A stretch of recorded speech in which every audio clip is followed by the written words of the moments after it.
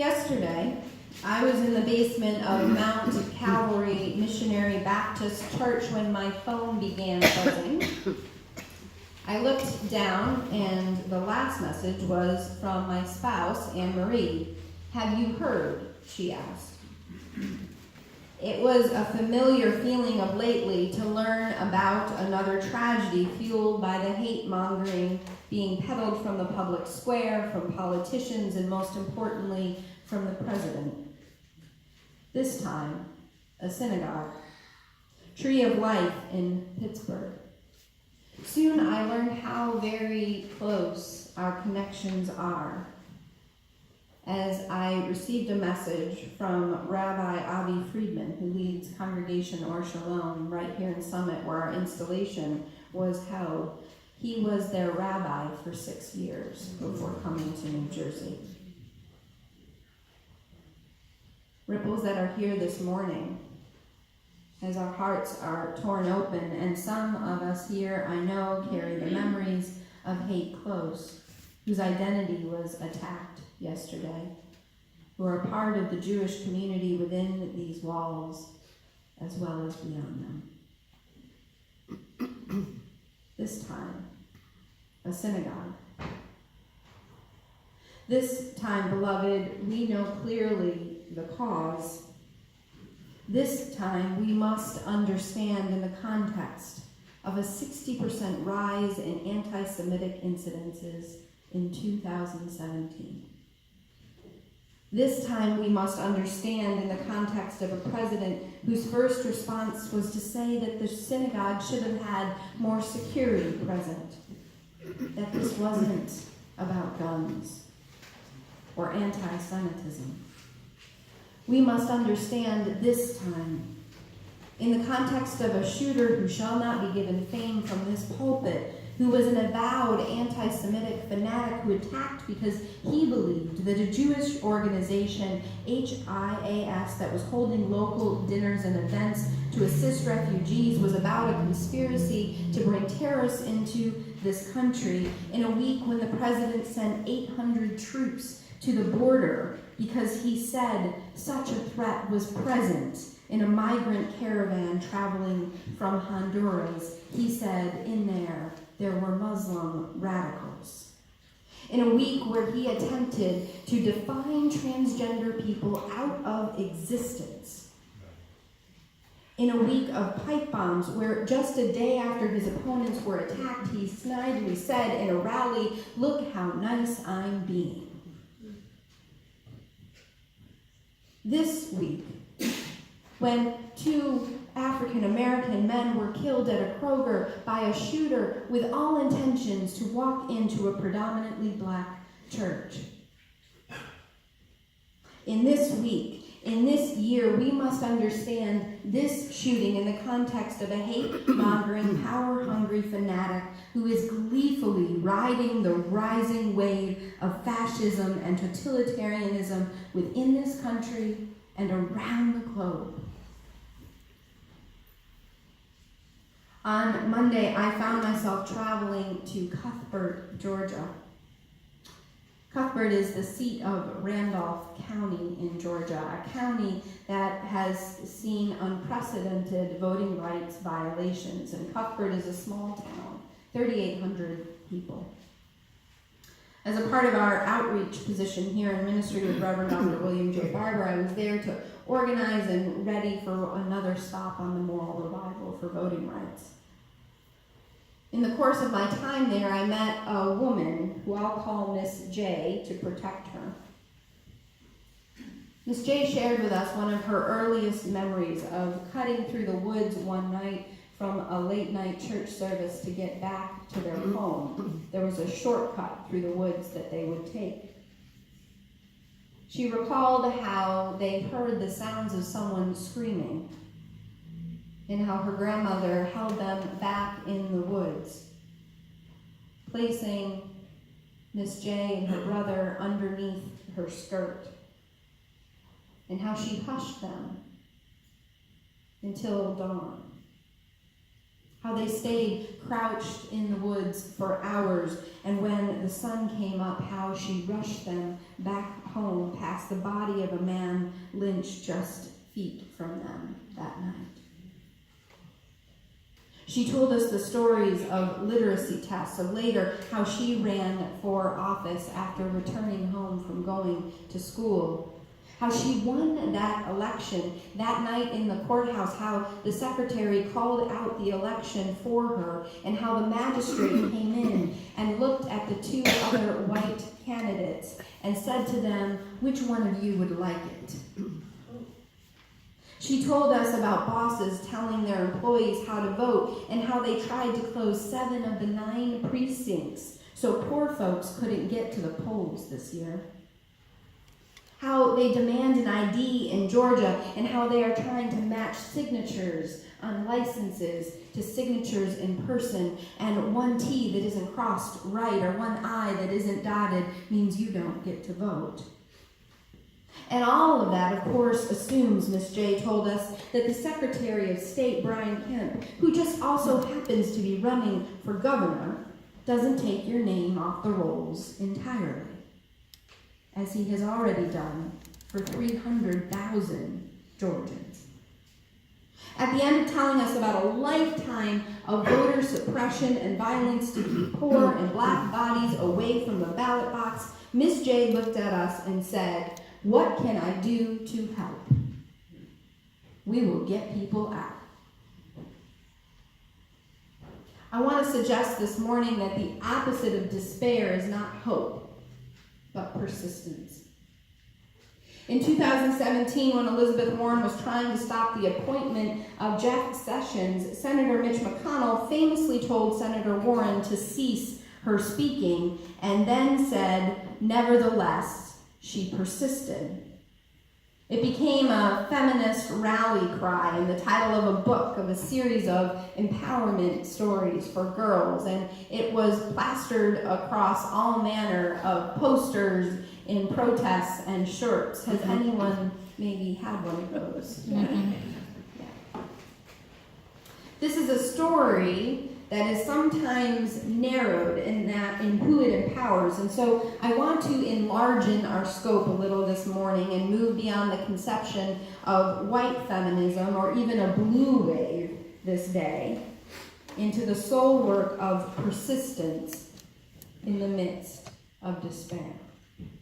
I want us to think about, instead, how to forge a path that does not reinscribe our own projections of good and bad and even worse of tribalism, that part of totalitarianism that is an in and out strategy that can form around our own minds who is sacred and who is defiled. What do I mean? I want us to be truly anti-oppressive, pro-human, all in for forgiveness of ourselves to find ways forward. I've been thinking about how we do this in an era where we're sort of primed to try to figure out who is the enemy when we are under threat. I've been thinking about it as I raise a son in the era of Me Too. I read it was a funny parenting article, but it was also true, about a mother who found herself when her son asked her to go get his blanket, turning to him and saying, "You need to be able to get your own blanket. I am not your servant here." And she realized that maybe she was going a bit over the edge. Or the mother who saw her son, like me, in a sibling fight that we all see, hit his sister and say, "Is that how you treat women?" But this is really real. In a week where all of the perpetrators of violence have been white men, how do we, in progressive communities, view and embrace white straight men in our midst? How do we dismantle the dualism within ourselves so that we hold the humanity of one another at the center and still hold in the world those accountable and culpable for violence, including our own president? I think of this complexity with Senator Warren, who actually claimed, I don't know if you know this, minority status as a law professor. It's not a perfect, easy story. Now, can't we stand up to the president's disgusting claims about Senator Warren and racist and misogynist language while also resisting the idea that Senator Warren is somehow a perfect figure? Can we also admit that she's used a colonialist frame of ancestry, one drop of native blood, to claim at some point minority status? Can we hold both? The point is that we need to be able to deal with the complexity of these issues without being accused of being progressives who eat our own. Senator Warren doesn't have to be perfect for the president to be wrong. Mm-hmm. And we don't, as progressives, need to root out for the most perfect heroes, because as long as we do that, we cannot recognize the manifestations within our midst of white nationalism that could kill us. This is not being a kind of liberal stuck in the minutia. It's accountability. Yesterday I was at a rally for the 94%. Some of you were there. You know, we were gathering this rally in the midst of the midterms, and a lot of people said, don't hold a rally to hold the Democratic governor accountable right now. Just be quiet. Ignore the fact that the governor has done nothing for the 94% of black voters who put him in office. By the way, 47% of white voters in New Jersey voted for Governor Murphy. So you can do the math. And there's a reason he's in office. Mm-hmm. Don't mention that he hasn't done anything around juvenile justice or the restoration of voting rights or closing the racial wealth gap in New Jersey. Just wait until after the election. We have to be very careful of this kind of tribalism even within progressive circles. Because ultimately, totalitarianism is formed in this kind of suppression of truth, suppression of complexity of story, and ultimately of accountability. Instead, we must be able to face the array of truths, and in the midst of them, rather than seeking a perfection that keeps us silent for fear of saying the wrong thing, instead of looking for a perfect hope to hang our hat on, instead of waiting for the exact pure right thing to do, we find ourselves able to fight fascism with an imperfect but perseverant people. To see in the case, for example, of Senator Warren, that she was in fact going after Sessions on voting rights. It is both an and. And that this vote was crucial. And we have to understand in the context that this flawed person, Senator Warren, still had the insight to close those hearings with these words. Civil rights leaders, these words of Coretta Scott King, including my husband and Albert Turner, have long fought and hard to achieve free and unfettered access to the ballot box. Mr. Sessions has used the awesome power of his office to chill the free exercise of the vote by black citizens in the district he now seeks to serve as a federal judge. This simply cannot be allowed to happen. Mr. Sessions' conduct as a U.S. attorney, from his politically motivated voting fraud prosecutions to his indifference toward criminal violations of civil rights laws, indicates that he lacks the temperament, fairness, and judgment to be a federal judge. This past week, you may have missed it in the news, but Paul Romer won the Nobel Prize. Mm-hmm. Romer is an American economist who, among things, looks at how to fight climate change, and who received the prize, quote, for integrating technological innovations into long-run macroeconomic analysis. I'm not going to explain that part of it. But here's what I understand of what he does. Romer believes in what he has coined conditional optimism. He says that traditional optimism is quite useless and can even be dangerous. To just hope things will get better without any kind of plan or any kind of strategic understanding of what is happening is dangerous. But Romer finds actual change can be enacted in what he calls conditional optimism. Conditional optimism says something like this: if we can do blank, then blank will get better. If we can get out the vote, we can hope to secure redistricting that is slightly more just. If we can hope to secure districting that is slightly more just, we can hope to protect voting rights. If we can hope to protect voting rights, we can hold on to enough governorships to avoid a constitutional convention being called by the Republicans. You know, we're at 33 governorships controlled by Republicans. They need 36 to call a convention to change the Constitution. It's not a loose kind of hope, but it is a focused action. Consider the words of Harriet Tubman printed in your order of service. In 1865, she said to Edna Dow Cheney, "And I prayed to God to make me strong and able to fight, and that is what I've always prayed for ever since." A woman who was resolved to do exactly what she could do in the face of slavery. A woman who didn't hope things would get better, but had a conditional hope, a prayer of perseverance. "And I prayed to God to make me strong and able to fight, and that is what I've always prayed for ever since." Audre Lorde suggests that despair is the tool of our enemies. I saw this in the question of Miss J. So what can I do? After a lifetime of violence denying her access to the vote, to her voice, she asked, what can I do? Langston Hughes reminds us, I too am America. We must understand now what is happening in this country in the context of totalitarianism. Is the president really a fascist? I don't believe so. I believe he is a racist, misogynistic opportunist.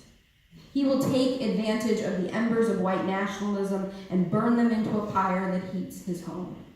He will take every opportunity to augment his power, and the tide of fascism will feed into this. We live in a time of global shift with mass migration, and in this country with major racial and ethnic shifts. And all of this is occurring in a climate change crisis that has created a massive movement of people, and fear is rising up. And as a result, the truth is, democracy is not flourishing. People are turning to strong men dictators.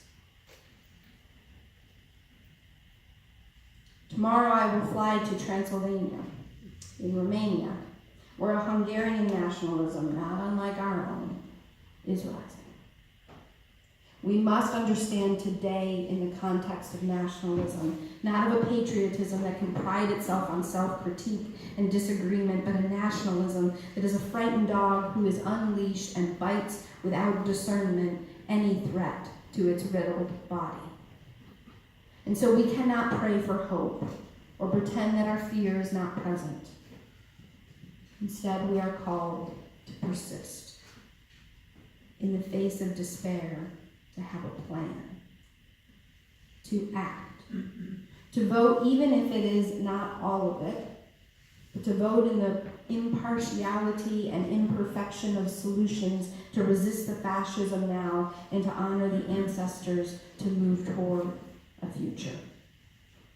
To vote for the transgender teenagers sleeping in the subway station because the park benches have spikes on them, to say we are America too.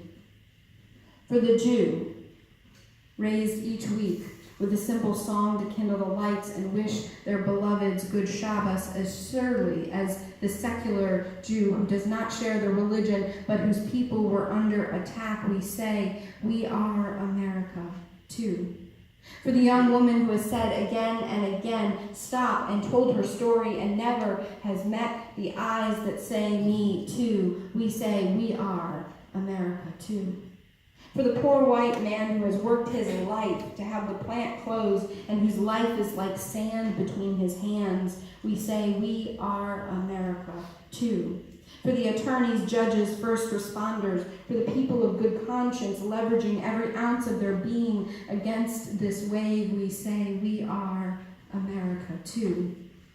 For the mom who laid her son to final rest this week, who all those years ago was beaten and left for dead on a fence because of who he loved. We say, we are America too. For the retired ones and elders who are picking up the fragments this very day, who care for the children and speak the soft prophecy while watching the world that they worked for burn, we say, we are America too. For the parents uncertain of how to raise a child in this time, who tremor every day they step back into their car after dropping off their children at school, wondering if they'll come home, we say, we are America too. For the elder who is beaten from the ballot box and raises in the fullness of herself the dignity of her siblings, we say, we are America too. For the migrants running from certain death to this fear-mongering land who know that the troops wait for them at the border, we say, we are America too. We say you can terrorize us, you can bait the worst violence against us, you can ride the rising wave of fascism, you can come for us, you can attack us, you can kill us, but you can never erase us. Our bones will rattle in these walls. Our truth will persist in these halls. For we are America too.